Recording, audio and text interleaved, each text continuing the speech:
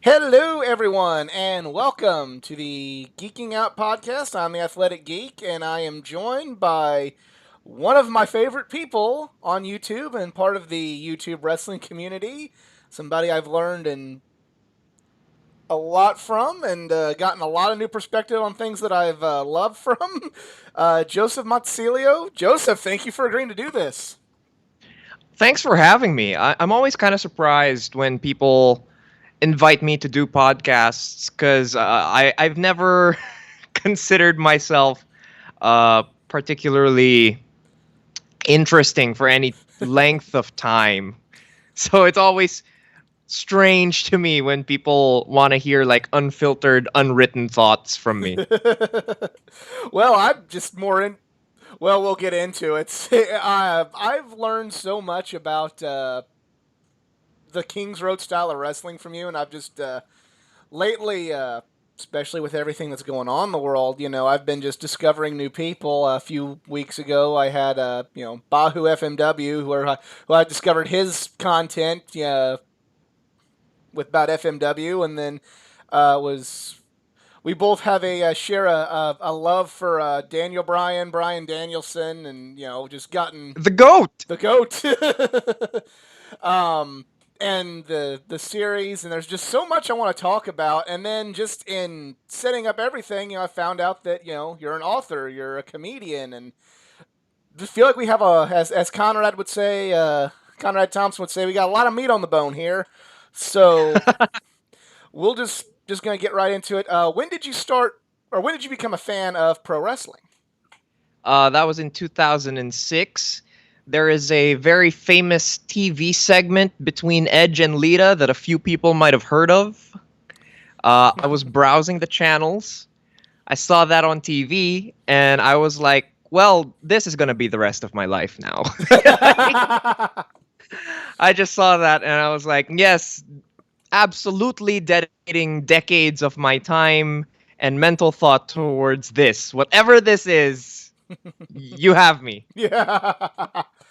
Oh, and I think we all know what segment you're talking about. So, I know. It's so shameful. It really is. uh, um, so was Edge like the first wrestler you really gravitate towards? I mean, I know for I don't want to say shameful or dubious, but I mean it is an interesting way to get started in wrestling.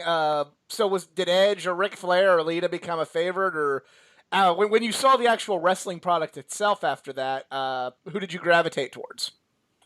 Well, I was a literal child in the mid 2000s, Gotcha. so John Cena was Okay. like a hero to me. But the first wrestler I recall ever being like in awe of is The Undertaker. Like that's the one Absolutely. where I was watching it and I just thought to myself, this is something else. Whatever this is, I genuinely want to be a part of it, just close to it, see it unfold. It was The Undertaker. He really just captured my imagination. Awesome. So you living in the Philippines, as you touched on on your channel, wrestling's not always there. Yeah, especially at least in terms of big companies. I know you have your independent promotion, which I'm definitely interested in checking out now after the video about Robbie Eagles being there. But we won't go off on that tangent just yet. When was the first live wrestling event you were able to attend? That was in 2007. It was a SmackDown house show, and it was a big like tag team match in the main event. Like we didn't even get like a touring singles match to main event for that show. It was like a big six man with all the top guys at the time. I think like Finley got to main event in Araneta Coliseum. So Finley is a Filipino main eventer. Uh, I remember that I actually got to see Chris Benoit wrestle Okay. just a few months before the tragedy. So that's always like weirdly stuck with me. He was in the opener. I believe he was defending the US title against like William Regal or something. So just a very strange moment in wrestling that I was able to see live. Yeah, I will tell. I live in a small area Illinois and Southern Illinois in the St. Louis area. And about that February, the year he passed away, he actually did an autograph signing that I was so bummed that I missed at that time. And then it's like this happened. And it's like, well, maybe it's best I didn't go because I wouldn't know how to react to having his autograph or anything like that. And, Yeah, that would be weird uh, having like a little reminder. yeah, like, and it's like, do you throw it away or what do you do? You know, I bet you could have sold it for some decent money. Oh, I'm sure. Like not even just to a wrestling fan, like maybe there's like a true crime aficionado somewhere that would have been interested in Oh, it. I'm sure. um, so you mentioned, you got like we all do. You get started in the WWE. Um, Yet most of the content that I've learned the most from your channel is from your perspective on Japanese wrestling, Ring of Honor. I guess we'll start because our most common interest in the video where I found you is about Bryan Danielson.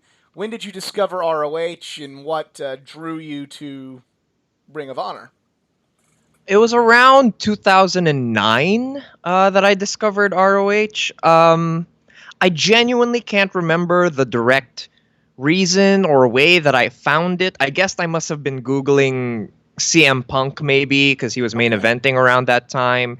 So that probably led me towards ROH. And my first memories of watching ROH were watching the HD Net TV show around 2009, just catching what I could of that. So it wasn't even like peak ROH, one of those great pay-per-views or those Right. DVDs. It was like HD Net. So that was kind of my gateway, and from there, I would look for the older, more renowned shows. I'd go over the forums, see what people recommended.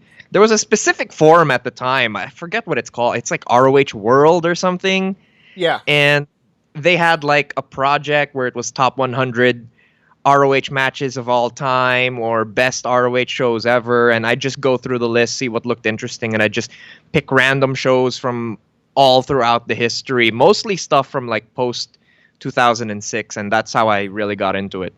Awesome. Did you take advantage of the classic buy three get one free or buy three get two free DVD sales at Ring of Honor to get caught up to kind of your gateway drug into ROH like I did, or was it? Did you have another means of checking out the matches? I had less savory means of Oh, seeing okay. ROH at the time, but I do remember around 2010, 2011, Christmas is like a huge deal for my family. Okay. And around those years, 2010, 2011, like it was a big deal for me that if I could get them to order some DVDs and pay for that ridiculous shipping fee all the Right. way from the States. And so I actually have a handful of pretty decent ROH DVDs here, like some pretty good shows on hand. Awesome. So, do you remember the first Brian Danielson for quite a few people that maybe didn't know him under his real name, Daniel Bryan matches? Do you remember which was the first one that you saw that really drew you in like whoa, or just I think the first time that it really stuck with me was probably his rematch against Morishima from Man Up. Not okay? even the Manhattan Mayhem match. I remember because Man Up was one of the first ROH shows I really saw, and his promo before the match talking about how his career almost ended because Morishima detached his retina, how he had to talk to his dad about, Yeah. this is what I love, this is what wrestling is, this is the reality. And when he came out wearing like the eye patch and just really taking it to Morishima, it was such a tight match too. I was like, okay, this is the guy. Like that was Right. the time where his reputation lined up with my experience. Awesome. Yeah, there was a Brian Danielson for me was like CM Punk is who got me, like, helped me discover Ring of Honor, but Danielson was very much the guy that sent me down that rabbit hole of, my first DVDs were from his title. I'm like, I need more. Like, he's defending against who? Oh, I want that. Oh, defending against Jimmy Yang. Yeah, I need to see that match. Oh, Sanjay Dutt this time. Yeah, I want that one too. Oh, it's Steve Corino with this one. Yep, that's in the cart. That the was kind of the me. more the more famed Danielson defenses. Well, it was just those were the people I'd heard of. So that was Right. like, okay, well, I want to, I know he's good from the ROH pay per views and stuff. So I'm like, okay, I'd like to see him with. I like Jimmy Yang from WCW, WWE. Oh, I like Steve Corino. Like, I like Sanjay Dutt from TNA. Oh, there's AJ Styles. Oh, that's gonna be great. And then it's like, but then through there, I'm like, ooh, Nigel's great. Oh, he's wrestling Nigel. I want to see that. Like then it was just you can call it a downward spiral, but that's I mean, if you're gonna spiral into anything, it might as well be mid 2000s Brian Danielson oh yeah, ROH matches, right? oh yeah, and it was just so awesome. And then eventually, like my ROH fandom was 2 years ahead of was 2 years behind where I was for the longest time. Um, so you mentioned you got really really big into Ring of Honor, and you do a phenomenal series chronicling, in my opinion, what is still the best program in Ring of Honor history. Brian Danielson versus Nigel McGuinness. Um, do you have a particular favorite match from that whole series uh, of all the You great know, matches they had? yeah, I think it's definitely sixth anniversary. Okay, I love that match. I really do. It's not one of the more like held up ones of their series. Most people are gonna say like Unified right, or Rising Above '07, but that one really stuck with me. The way they worked the double turn, or not even a double turn, just the way they fully solidified Nigel as just a trash human being, lying about protecting his head. Oh, I love that match. Every time I watch it, I kind of wait for it to not be as good as my right. memory has it. But every time I go back to it, it's still 100% my favorite Brian Danielson Nigel McGuinness match. And I feel like I'm the only person who sees it that way. Like No, I can. I yeah, no, but it's not the popular pick in terms of the very rich amount of choice you could have from that series. But that's the one that stays with me forever. I can kind of see that. It's kind of one of those. It's good enough to. I don't mean that like putting it down. Like it's one of those. It's good enough that it could be your favorite match, but you can also have the you have the different perspective. For me, it's Unified, just because Unified is a hill I'm willing to die on. As far as when people are like, oh, but this match was 5 stars. It's like, well, this match should have been 5 stars, and it should have been 7 stars. And like I'm willing to die on the hill that is probably one of the top 10 greatest wrestling matches of all time, You're despite not alone on that hill yeah, either. It's yeah. it's a well populated hill, that one. Except good old Dave did not did not feel the same as us. But what can you You do? know, this is a weird one where I agree with Dave actually. It's Okay. so weird. Like I don't think Unified is 5 stars, which is so weird to say given how much I praise Brian Danielson and it's like one of his like canonical classic matches. But I think he's had better matches. I think the sixth anniversary was better, and I hate agreeing with Dave Meltzer on anything, uh, but this one I think he kind of called it. I don't know. It's a weird one. Well, I've never actually read Dave's thoughts. I just know that he wasn't 5 stars, but which is kind of something when I talk about Meltzer on this channel. One of my big pet peeves is just people who look at the star rating and not reading his actual critique. Because so many people think like, oh, he only gave it 3 stars. He must hate. It's like, no, he loved it. He just gave it 3 stars. Um, was there a particular reason that you know of why Dave went? That's not 5 stars. I wouldn't know about that match in particular. I know that he had a general issue with ROH matches being a little too long for his taste, which is Gotcha. just so ironic given what he's been praising these days. But, Right. to each their own. Yeah, that's. I like Dave. I like, I don't mind hearing his opinion, but he's not he's not God. Masawa's elbow is. Speaking of which, that's a segue into the next thing I wanted to ask you. You currently have a great series documenting the King's Road style and story of All Japan Pro Wrestling. What got you interested in All Japan? You know, it's one of those things where it's really hazy in my memory, but just looking at like the timeline of my fandom, I can only assume it was ROH. Okay. Finding Kenta. Okay, no wait. It literally just hit me right Okay. now what it was. Do you know what it was?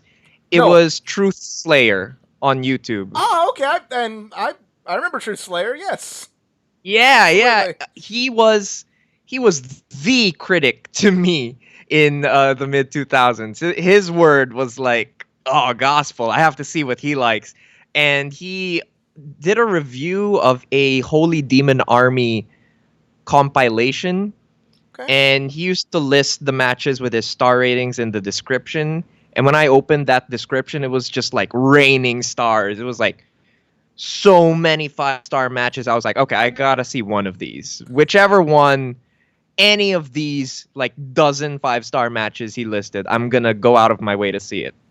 It's actually funny you mentioned that Truth Slayer got you into that because I don't want to say he got me completely into All Japan, but he made me realize how he made me discover IVP videos. If you remember that website, I think it's still up. Yeah. Because he made the joke, $5 will ruin wrestling for you because this is how you can see Masawa and Kawada. And I'm like, well, let's ruin wrestling. Click. and it didn't ruin wrestling, but it was for the longest time a match that I felt a lot of things could not live up to, at least in terms of mainstream wrestling. I always have that was the best match ever whenever I see like a really good ROH match in person or something. But yeah, that was Truth Slayer was the gateway drug into Masawa and Kawada.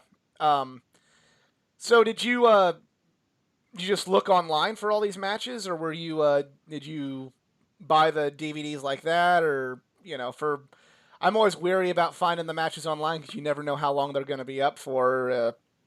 How did you get to see all this whole journey play out?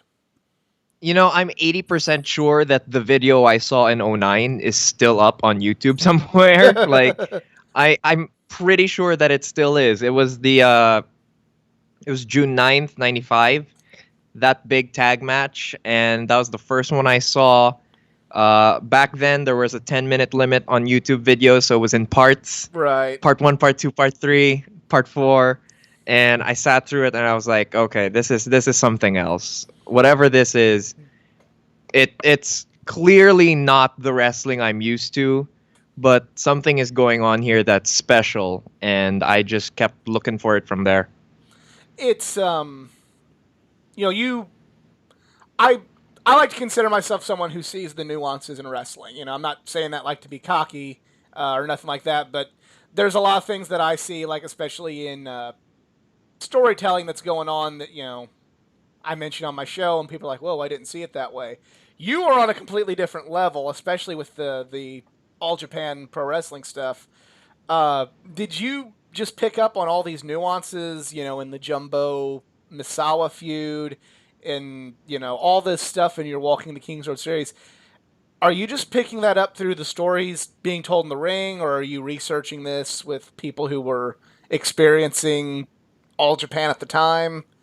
Uh, It's a little bit of a mix. okay, Most of it you can pick up just by watching things in order. right. Like, I think people kind of underestimate how powerful that is, watching the matches in order. And actually, this is the first time I'm doing it for the project specifically, Gotcha. seeing everything in linear order. And that actually puts a lot of clarity into things. But I also have people that I like to refer to, just because, I don't speak Japanese. I don't know Right. what these commentators are saying. I would never understand any promos these guys were cutting. So I have people I like to refer to. There are some people I know who are friends of mine who are just, you guys think I know wrestling, and I really don't. Okay, I'm cribbing notes. I am cribbing notes from people who truly get it. Like Right. they have seen everything.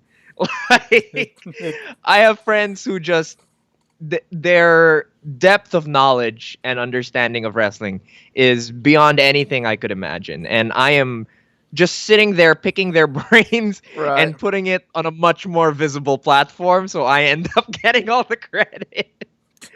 Uh, but yeah, there are some blogs that I go to really get some people's perspectives from people that I trust. Handwork Reviews is one. That's Okay. an excellent blog.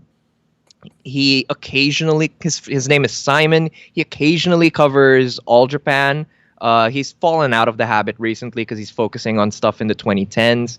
But yeah, his stuff provides some perspective because he watched everything. Like I'm not even Right. talking just like the big matches. Like every piece of footage, he's seen it, and so he really has uh, a bird's eye view of what's going on. Um, I look on different forums, see what people have had to say about it before. So I'm really just picking up little pieces here and there, seeing what matches with my own experience with the matches, and just going from there. Okay.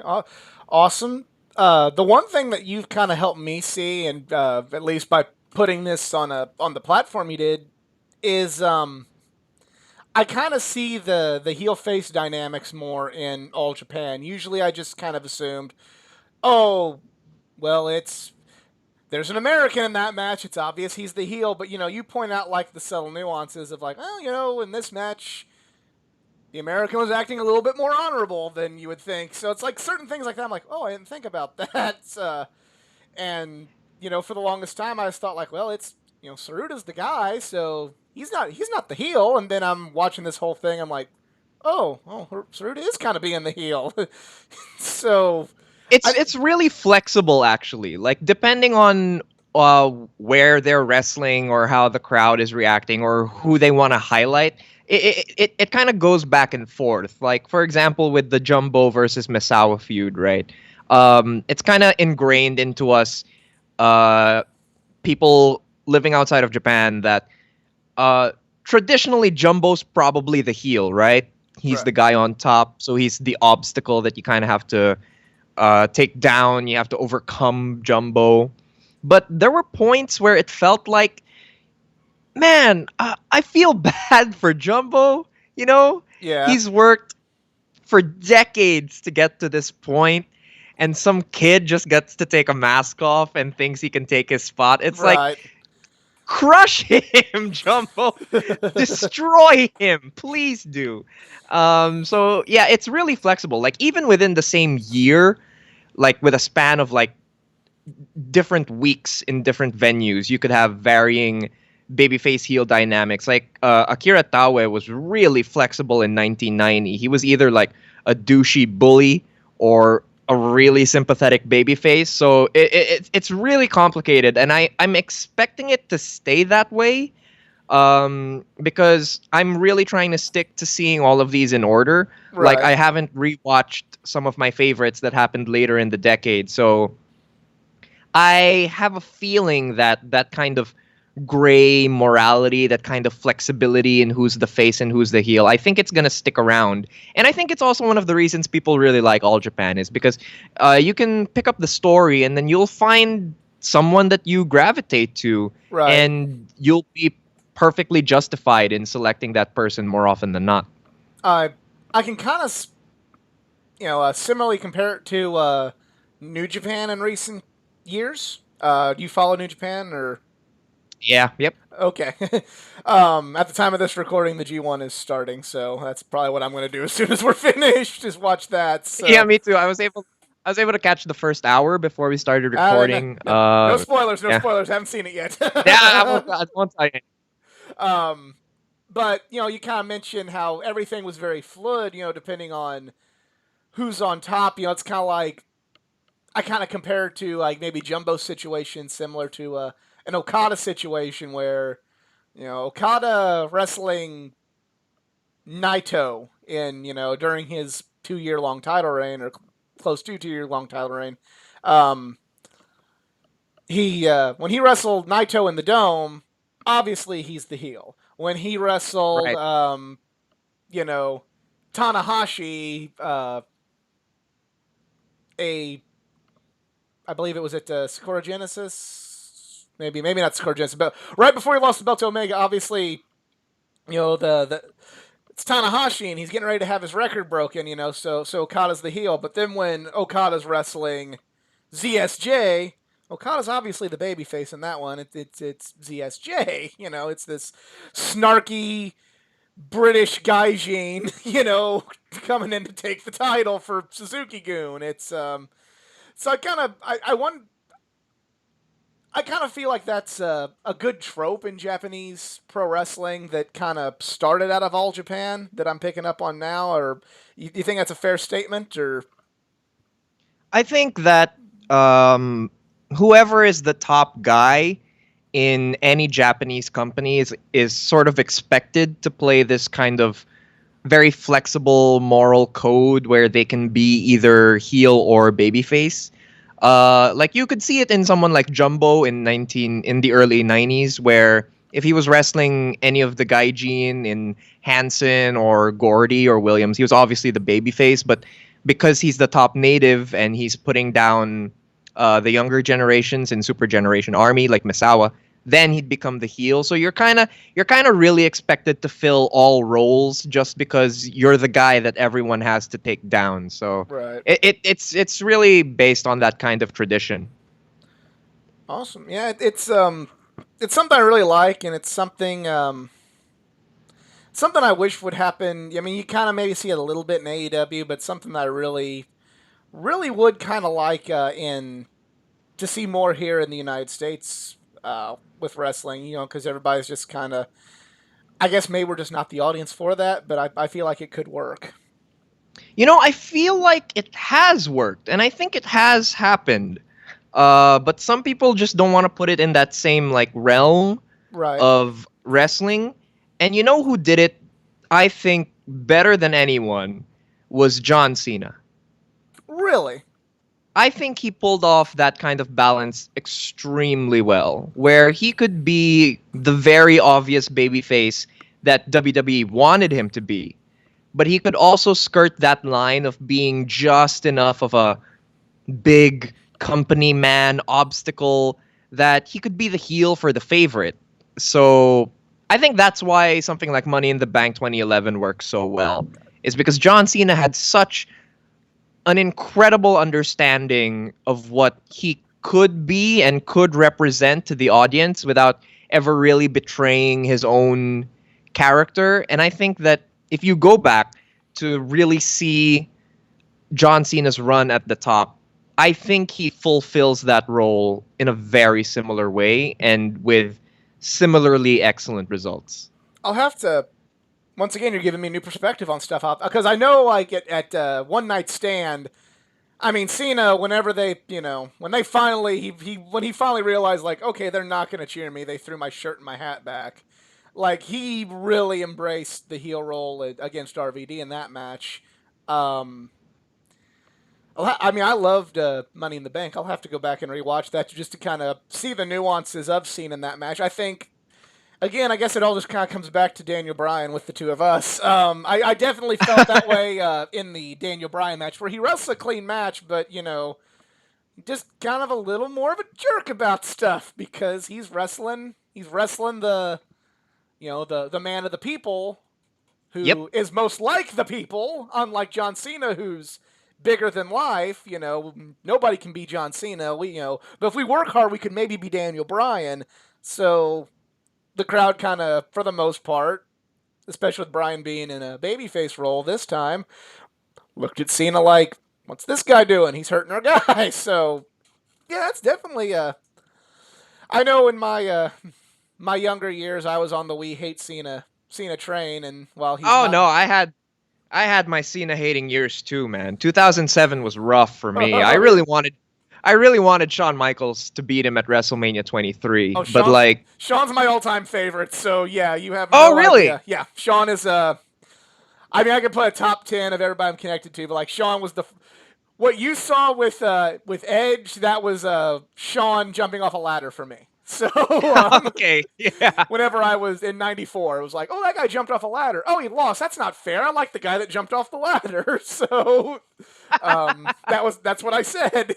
And oh yeah, that would have been the perfect WrestleMania had Sean won. But Right. That was the match that started me kind of turning on Cena. gotcha. But, the further away from it I get, the more I can see the kind of value that Cena brought to matches that I feel like is still kind of underrated these days. He's in this weird space where, he became a bit of a favorite for like the smarter internet crowd in like 2015 when he did that whole US title run. Absolutely. Yes. Right. So that was kind of like his rehabilitation run where he's like, I can work too, guys. And I feel like it's been there a little longer than people give him credit for.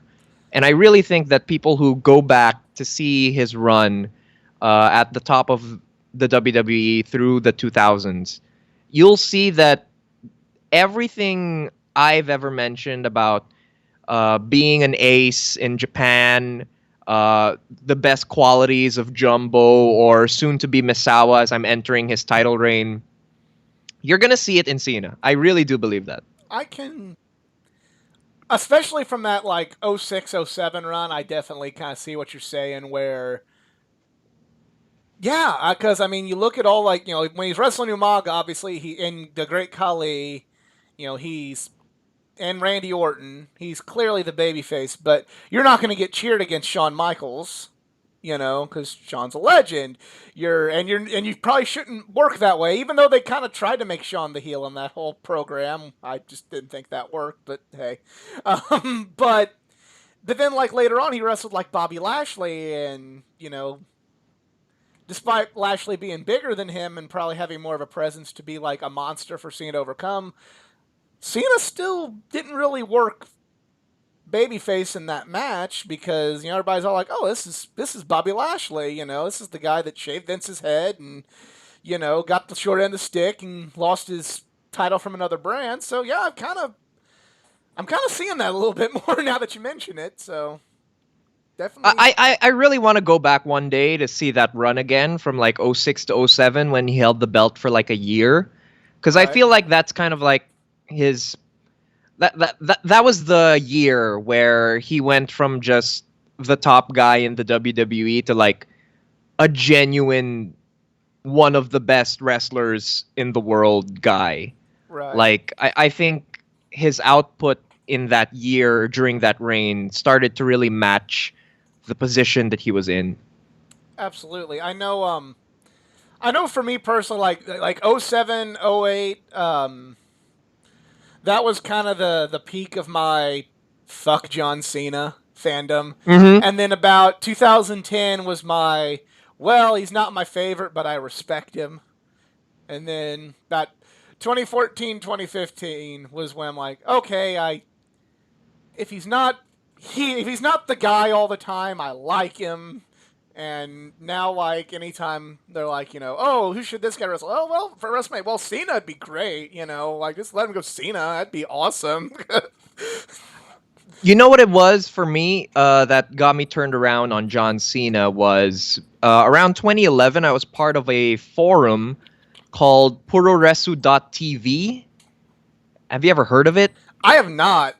Right. It's like one of those like old wrestling internet lore places. It's gone Gotcha. now. Like the Oh, archives are it's wiped out. Like I don't know where it is. But anyway, I was part of that forum and A lot of the people on there, I used to read. I was on that forum a lot, just reading people's opinions, their kinds of takes on things, and it was like really formative for me in terms of like shaping my own like critical aesthetics about wrestling.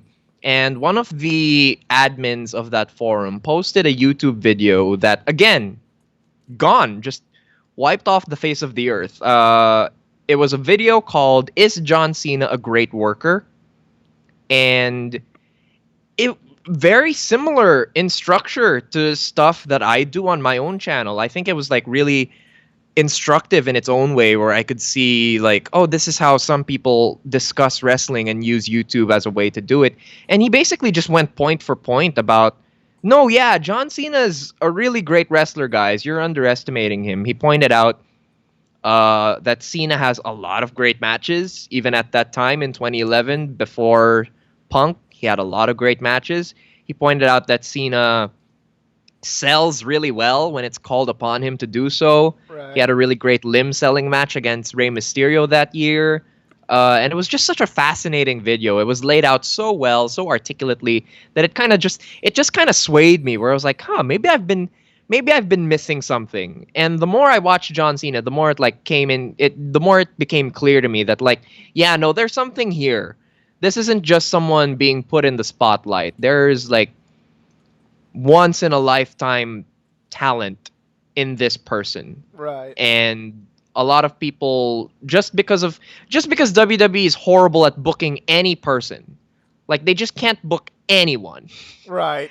They remove they do the way it's structured so often removes what's good from wrestlers. So when it sticks around like it does with John Cena, it's like this is special. There is something genuinely all-time great about this performer. So I have that video to like thank for kind of Right. opening my eyes to John Cena as like a really like a serious wrestler to be taken seriously with his Right. work. Yeah, it's again, like I said, eventually I kind of softened my stance on Cena, where I'm kind of like, well, he is the guy. Um, and the 2015 was when like I like a lot of people are like I like John Cena now, and I'm not gonna bash him now. I don't want him to beat Seth Rollins on for the title on SummerSlam, but I can live with John Cena. Actually, even now that I think about, like, I think even going back further than that, I can just remember like Cena having the first time I actually admit like, okay, this is John Cena really showing what a workhorse he was ironically the matches with The Rock. Um, because That's interesting. The Rock, I mentioned Sean number one. Me and my friends always, who's your top 10 favorites? And I always say Sean's one, and Rock and Brian are like neck and neck for two, where I can't put one over the other. Um, and I remember just kind of thinking, like, all right, the Rock's back, The Rock's back, this is going to be great, because it's my guy, it's The Rock. And whenever I got done with that match, it was me being able to look in the mirror and look someone in the eye and without hesitation go, yeah, the wrestler that I really love, one of my favorites, he was carried by somebody who I don't like.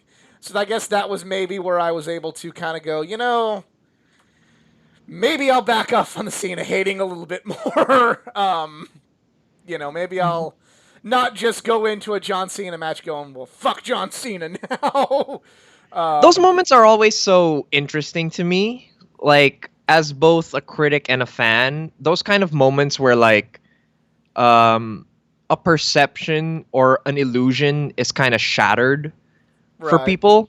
It's so interesting to me because it when it happens, it can never unhappen. right. You're right about that. And there's Like when you start seeing something that you hadn't noticed before, it kind of just permeates your whole experience with that same wrestler or that same promotion. And some a lot of being a wrestling fan is both chasing seeing it and loving something too much to ever want to experience it. It's such a right, weird dichotomy between people on the internet talking about wrestling. Yeah. It's so fascinating. Like I think it's happening right now with like NXT. Like I don't think NXT's been good for a while Right. now. Like it's been a while since I've thought NXT was like a good show or a good wrestling product. And like some people have been saying like, no, it's been bad longer than you've been saying. So it's like it's always interesting to me like when the pin drops for some people in terms of like turning on a promotion or a wrestler. Right. It's funny you mentioned that because I know uh, it was at some point in time last year. A good friend of mine, the friend that actually suggested your channel to me because he knew what a big Daniel Bryan fan I was. He kind of actually brought up, this is why I don't think Hunter's a good booker.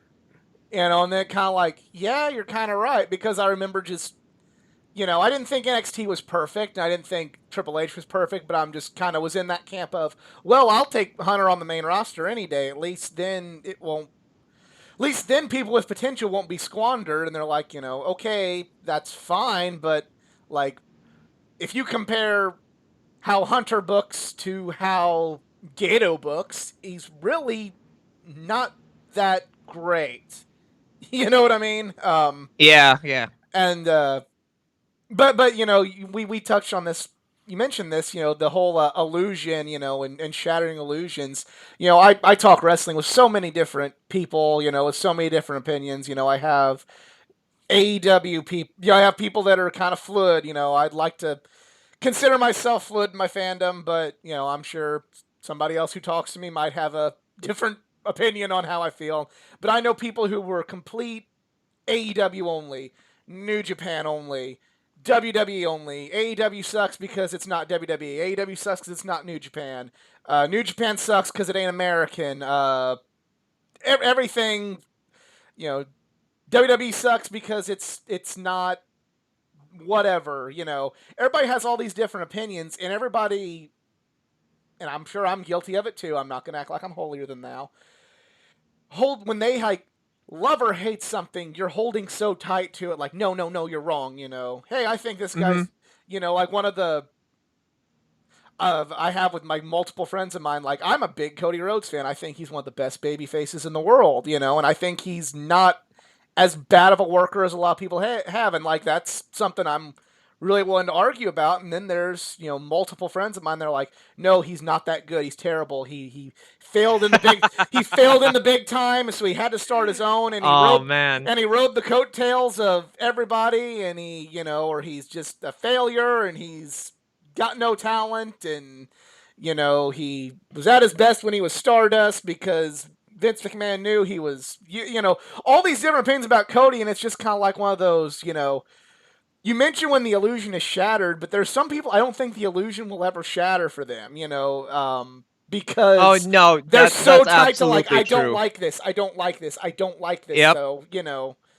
that's fine, like what you like, but there's like so many people where it's like, oh, I hate Cody or I hate the WWE, like I'm not the world's biggest WWE fan, but I will happily admit when they go like that was good and I really enjoyed that. And then there's people like, no, no, no, you're wrong. Like that's nothing compared to what happened on AEW. And I'm like, I thought it was a good match.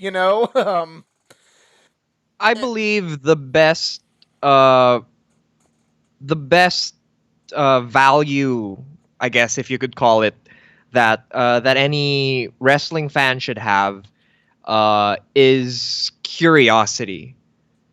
Like I really believe that the more people are open to seeing things, like just seeing things, the better off they will be in terms of right, being happy with the kind of wrestling that they're seeing. And by this I mean that uh, this is absolutely true for me. Is that any wrestling fan has opinions that they're sure of, absolutely, right? Like they know it's true. Um, but sometimes those opinions were passed down to them. You know, right, right, like and that's not anyone's fault that's just how information is passed along and disseminated through the world. It's about who controls the narrative. Like, most people are exposed to opinions that come from WWE television, or most people are exposed to opinions that come from people like people with podcasts, like, say, a Jim Cornette, for example, right? Right. And people will take on these opinions because they trust the source, and it will occasionally surprise them that when they go to the thing they had an opinion about, it's completely different from what anyone has ever said. Right. Um, and I've had this experience so many times. I continue to have it every day in my wrestling fandom. And I think that's why I've kind of started doing these like really big watch projects where I just like take a Right. huge swath of footage and just cram it into my brain, because I really want to get a sense of some of these things that I think I understand. Like, that's part of what walk. Actually, Walking the King's Road didn't start as that. Walking the King's Road was me saying, "Well, yeah, I've seen these matches. They're the greatest ever." And here's me talking about it. But the more I get into it, the more I'm able to like question um, things that I thought I knew about All Japan. Right. Like, I thought I knew that Stan Hansen was like far and away just this energetic brawler who he never misses, he's such a great wrestler, and he is that, but he also was incredibly inconsistent. Like, some days he just didn't want to do anything, Some days he Right. just wanted to lay on the mat, and it didn't work. And the more I looked into it, the more I read that Stan Hansen didn't like planning things out in advance. He was very much someone who enjoyed calling things in the ring. He wanted to play off of whatever energy he was having or what he was getting from the crowd. So that means that you could never really be sure what you would get from a Stan Hansen match. Could be this amazing, Kings Road style brawl that's energetic and he's dropping people on their heads, or he could just be out there kind of just fumbling through some crowd brawling. It's so interesting when you actually go back to see these things, because it's like, maybe there's something else here, like, maybe it's not what people were saying. And again, it's no one's fault, but when you do get there, when you do get to have that experience, everyone takes something different from it. And I think that's like the really fascinating and interesting part of wrestling criticism to me. And that's why I really prioritize people who just have seen so much stuff. Like, an absurd amount Right. of wrestling, because they're the ones who can look at something and be like, no, this was not the way people said. Right. So, like, yeah, so it's like finding those perspectives, I find, is so it's almost liberating, Right. in right, because in the sense of finding a fresh perspective on something is always so rare and unique and special, that when you find something that clicks with you, where you think to yourself, "Oh, this isn't crazy. This sounds like it makes sense," and I want to go back now and kind of see where I uh, lay on this particular topic. What do I think now of this based on these different perspectives that I've heard? I think that's one of the most special things someone can experience with any art form, but especially something like wrestling, where the narratives of what are and aren't true come from such limited spaces. Right. And they're usually spaces that are like controlled by people who have a reason to control it, like the WWE. Like, they're always going to say that they were the best wrestling ever and everything else sucked. So that obviously that's just what they're going to do, Right. right?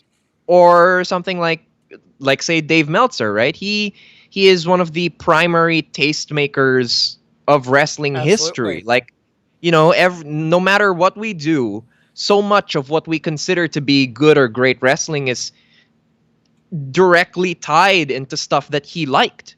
And Right.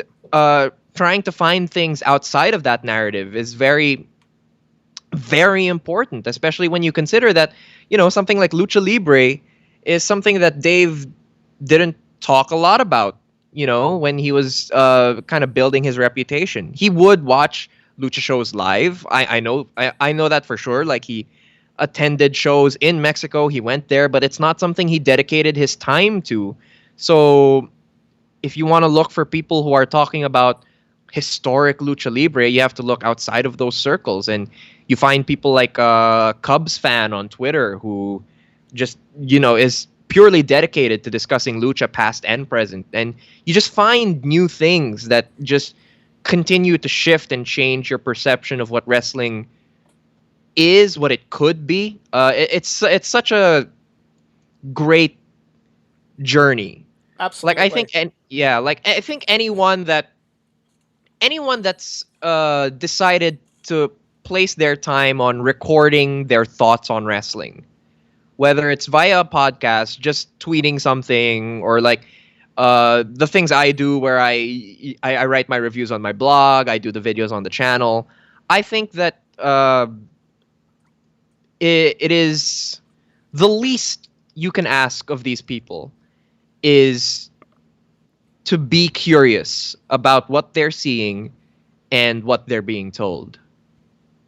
Absolutely. And I'm happy you mentioned that, because one of the things that I have in viewing a lot of stuff on your channel that I've appreciated is, and again, I'm not knocking anybody's opinion. If you don't like old school wrestling, or if you aren't a Cody Rhodes fan, or if you're not a John Cena fan, or if you're not a Shawn Michaels fan, or if you're not a Daniel Bryan fan, that's all well and good. Like, I don't dislike anyone for having the opinion of not liking a particular wrestler, but the thing that I've liked the most about your channel is how high you rate matches that, at least in terms of the internet community, aren't really something that people in this day and age go out of their way to watch or see or give high marks to. And the Jerry Lawler video that I just watched, about when 7 minutes of the match are cut out. So, like, really, how good was it? The fact that you still praise that match, because nowadays, if you're one of the cool internet wrestling fans, fuck Jerry Lawler. All he did was throw pile drivers, punch, and bleed. Like, that's the narrative about Jerry Lawler. And I'm like, no, Lawler was like, if you're in the Mid South Coliseum and you're feeling that energy, Lawler's great. And yes, he's not. Yeah. Yeah, he's not doing 630 splashes, and no, he's not. Delivering. A bunch of these. Grandiose moves. Hell, he's definitely not an Osprey or a Kenny Omega. He wasn't even a Steamboat for his day. But good lord, if you just felt the emotion of the match, he was phenomenal. I can see Hmm. how maybe that's not everybody's cup of tea, but like I just appreciate the fact that you watch so much wrestling. You watch Southern Memphis wrestling, and you can still give high praise to that while at the same time watching a King's Road style match that's held in with the highest reverence on the internet, and give that just as high praise, and then watch a New Japan match from the last 4 years that's and feel the same way about it. So that's one of the things I've have appreciated about listening to your opinions since I've discovered your channel. Right. And thank you for that. But I think a lot of it came back to um, a friend says this a lot. Um, he said that not all wrestling needs to be the same, and I think that's true. And it's one of those things that sounds so obvious when you say it out loud, but it's true. Like, not all wrestling should be particularly viewed and kind of judged under the same lens. And that's not to say that you should always like adjust your opinions based on seeing something different. Like, you're still allowed to have what you value personally. But I think that more often than not, there is something to be found in every genre of pro wrestling that someone can enjoy or will enjoy. And sometimes you're just gonna Sometimes you'll watch it and you'll think, "Oh, this probably isn't for me," but at least you watched it, right? And Right. then, and I do believe that there is something from every culture of wrestling that people can see and kind of gravitate to. Right. Like you really do just have to find it. Like, if you've never seen a lucha match and you've seen a if you've never seen a lucha match and you watch a bunch of them that you don't like, I'm willing to bet that you're gonna find one that you really love if you just keep digging. Right. So, again, it comes back to that uh, need to stay curious because there's so much There Oh has yeah. been so much wrestling. It's absurd. It's kind of funny. There's I have like four group chats on various social media and my text message platform of people I've met through going to All In and going to New York City for WrestleMania and going to All Out last year. All that different stuff. We all we do is just talk wrestling, and it's like such a fluid range of opinions and stuff like that. Like I said, we have so many pillars. We have so many. It's just it's simultaneously what I love about wrestling and what I'm frustrated with wrestling. But again, the frustration is why I love it. You have so many people that they just and I'm just as guilty of it as anybody. They have in their head what they want, and any deviation from that is wrong. And I'm just as guilty of it as anybody. I mean, I remember back in Sure. 2012, WWE. When I was when they made Bryan lose in 18 seconds, I'm like, fuck this fucking company. Are you watching Raw? I'm gonna watch Daniel Bryan's segment. I'm gonna watch CM Punk's segment, and I'm turning the son of a bitch off because fuck them. Whereas at that time I I was mean, probably honestly, probably the smart thing to do. right. Like, absolutely do that, please. But then again, I look back on myself and go, you probably missed some good Chris Jericho matches. You missed some good, probably, missed some good Dolph Ziggler matches. There was probably some Rey Mysterio. There was stuff going on that I probably would have appreciated on WWE TV, but because I felt so insulted by what they did to my guy, it was fuck them. So I can understand the perspective of I didn't get what I wanted, so fuck this. I completely Right. get that. And but being curious, there's also that sense of when you find what you love, there is nothing else. Not if you find that like, oh my god, I love New Japan. There's a lot of people that are like, why should I even watch WWE or AEW because I have New Yeah. Japan. Hmm. Or people that love AEW, or why would I even give the rival company any sort of praise? I mean, I'm building this as my fandom, so it's it's hard. I can see how it's hard for a lot of fans to be curious, but I also can relate to it. Wrestling is so much more fun when you are. Um, just because you never know what you're gonna find. I didn't realize how big of a Rock and Roll Express fan I would be. And Ah, they're so good, oh right? yeah, They're until fantastic. and they still are. They still are, yeah. Yeah, They're such great workers. Like they understand so well how to get a pop. yeah, Like, and like they still get it. They're like, "Oh, I'm going to do like a couple topes and everyone's yeah. going to lose their minds." Ricky Morton's busting out It's Canadian destroyers in his I mid know. '60s. And that's a worker. That's someone who's like looking at the scene and being like, I can still work these marks. And it's like, absolutely Right. you can. Excellent. But it's like whenever I was knee deep in my ROH fandom, I wouldn't have wanted to watch any old. I don't want to watch any old school Southern wrestling, But then I realized, like, dude, you're missing so much good stuff by being engulfed in. There's only one way to see wrestling, so you know. this long-winded explanation is that's why I appreciate your channels, because you see so much, and hopefully other people will be able to maybe open their minds as well when they see your videos.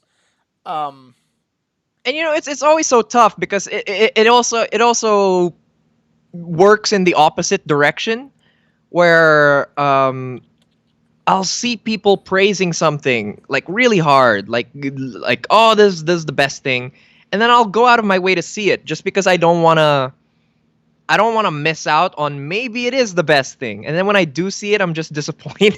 right. So it's a difficult balancing act. Like I'll say it here. Um, I'm not a big fan of GCW. Right. Uh, like as a promotion, like as a whole, uh, what they generally present, it just doesn't vibe with me.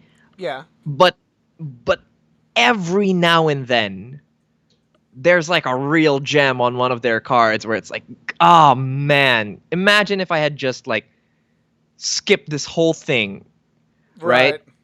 Where Oh it's yeah. because like I'm at a place where in my head, right, GCW is, okay, I'll say it here, GCW is a bad promotion, like to me, Okay. right? Yeah. Like to me, GCW is a bad promotion. But if I never watched anything from GCW, there's some stuff that's really great that I would have been missing out on.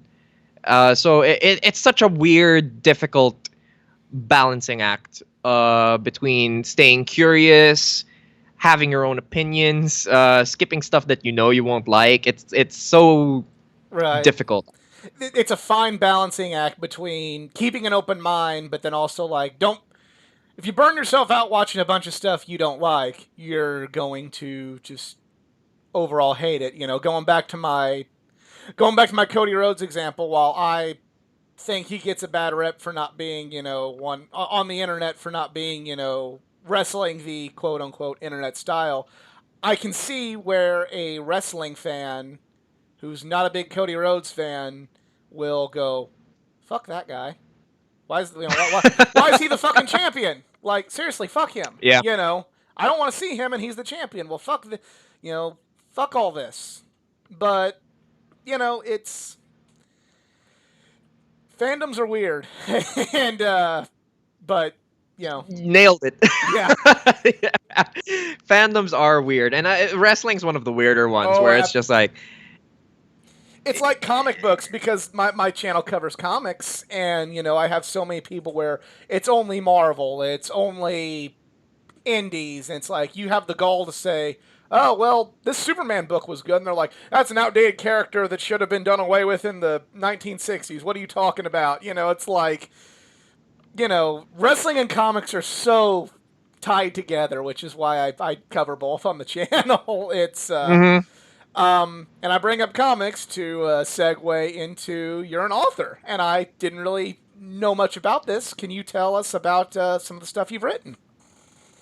Yeah, not something I'm super known for right now, at least on like the online sphere. I've been writing since I was, man, I want to say like 9, Okay. 8 or something. I published my first short story when I was around 11 years old. Oh wow. Um, yeah, this is like one of those like hit like for so much of my life it was like my main thing, like my main talent, and now that I've begun doing like YouTube and talking about wrestling, it's sort of like now a hidden fun fact. But yeah, I've been publishing fiction since I was pretty much a kid, and I pretty regularly still publish fiction.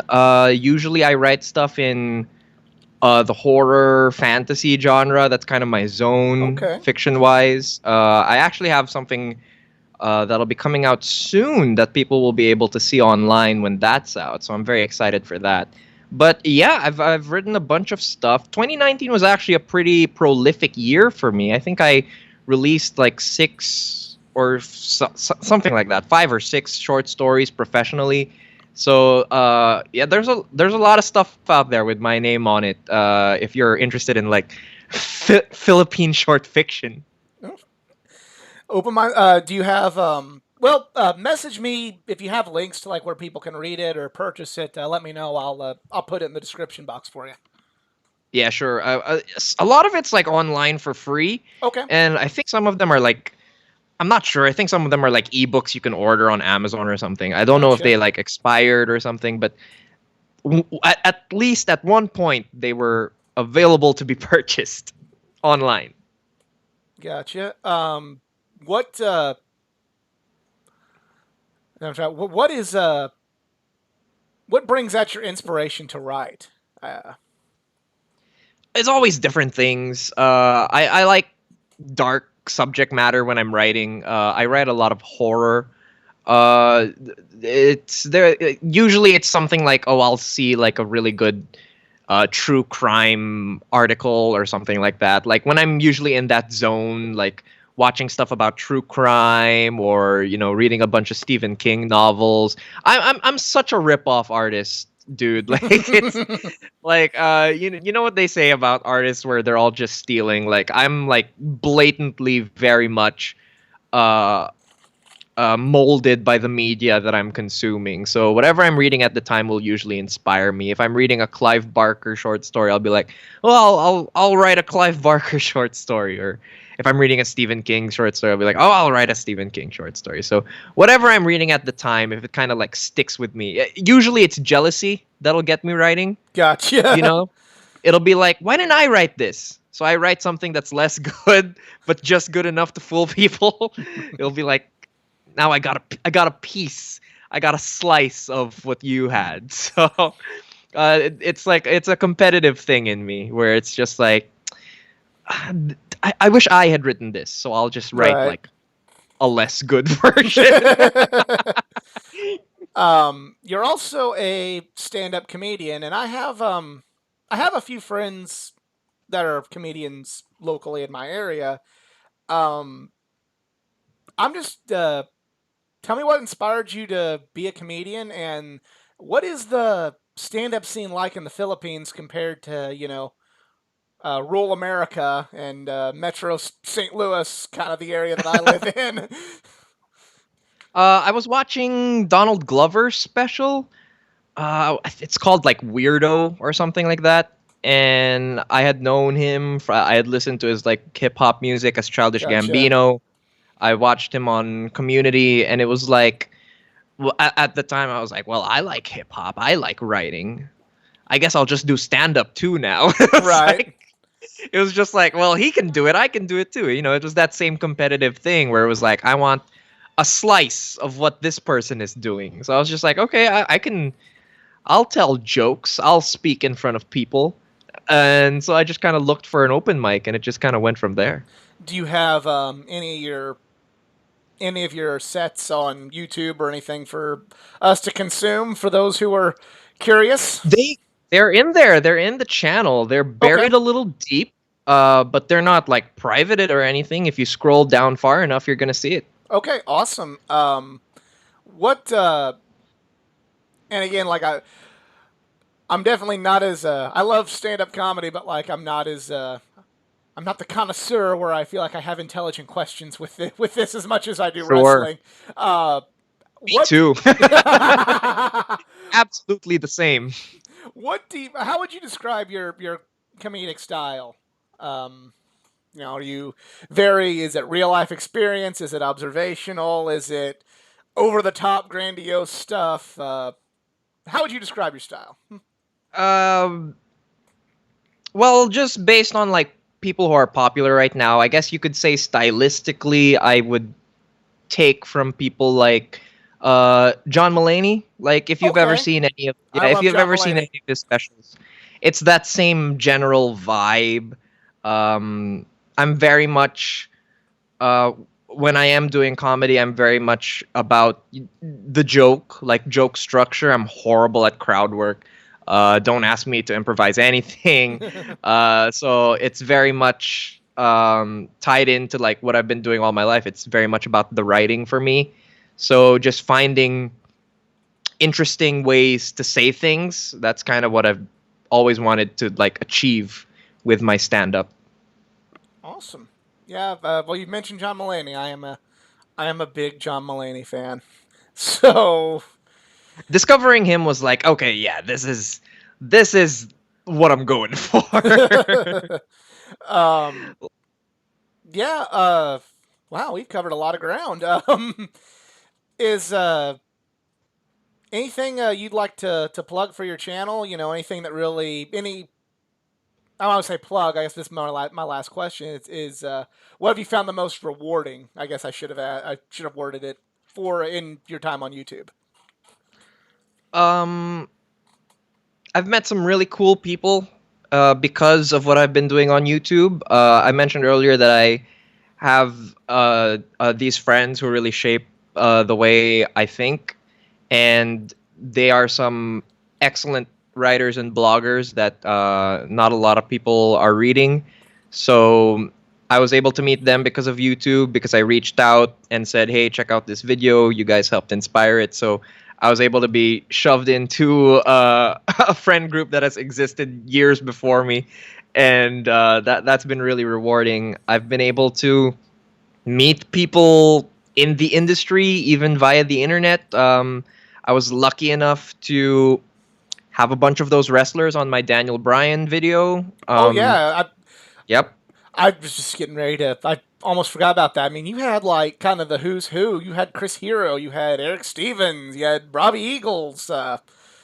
You had some names as part of that series, which is part of the reason why it was so good. Yeah, no, you know what? Big shout out to Daniel Makabe.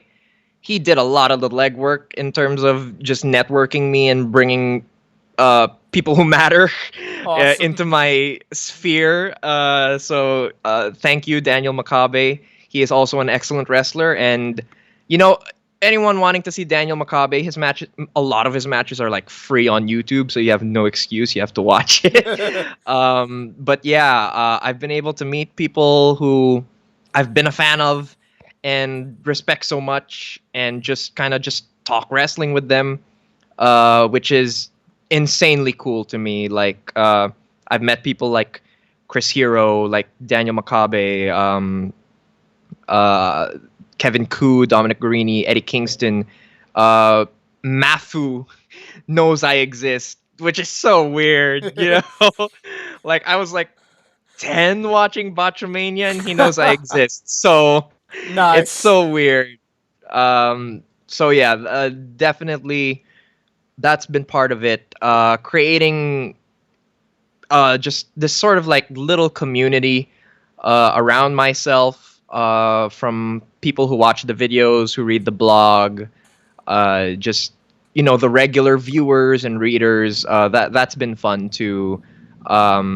It's been really surreal uh, to have people value what I have to say about something as silly as pro wrestling. Oh, that's it's a great perspective, and I think it's why what drives a lot of us. And I couldn't have said it any better. So I really appreciate you coming on here. A little old channel like mine.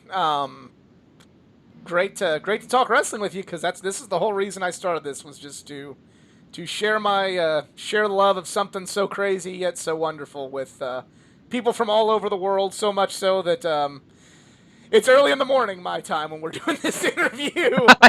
Yeah, shout out to you, man. You put in the And work to wake up at this ungodly hour just to speak to me, man. It's it's all crazy. good. It's all good, man. I've had a great time, and I haven't.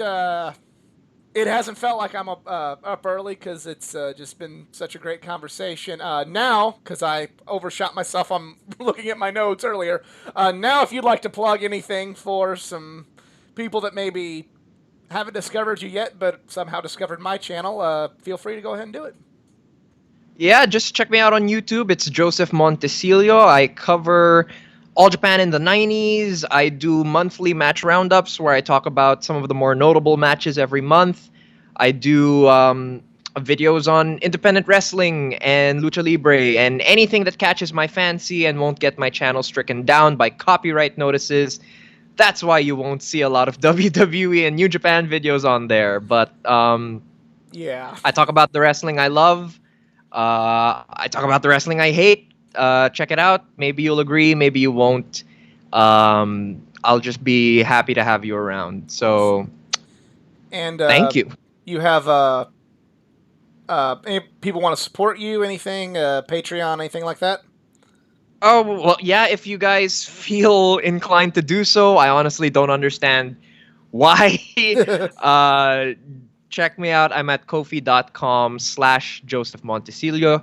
You can either leave a one-time tip or become a monthly supporter. Either way, your name goes into the credits of the next video, and you get early access to anything I put up on YouTube. And that was some of the best money I ever spent because I just saw one of his videos yesterday. That's opened my eyes to a lot of wrestlers I normally didn't think about, and definitely ready to check out some more of their work. So it's worth it to learn. I'll put it to you that way, and that's what we're all about here. So, uh, Joseph, thank you again for doing this, and Hey, thanks for having me. no, no problem. We might have to do something again. I've had a lot of fun today. Yeah, this was a good time. So thank you guys for giving this a watch. If you enjoyed, please give a like, share, subscribe for more content. Not just from the world of wrestling, but from the world of comics, anime, gaming, and all things geek culture. Follow me on my social medias, facebook.com/athleticgeek89, Twitter @athletic_geek89, Instagram @athleticgeek89. And if you also feel so inclined, I have launched a Patreon, so go if you want to support this channel financially and help me upgrade the equipment and want to throw a few bucks my way, I would really appreciate it. But you're under no obligation to do that. Just coming and checking out the content is rewarding enough for me. Thanks again to Joseph Montecillo for a wonderful conversation about why we love pro wrestling, and see y'all next time.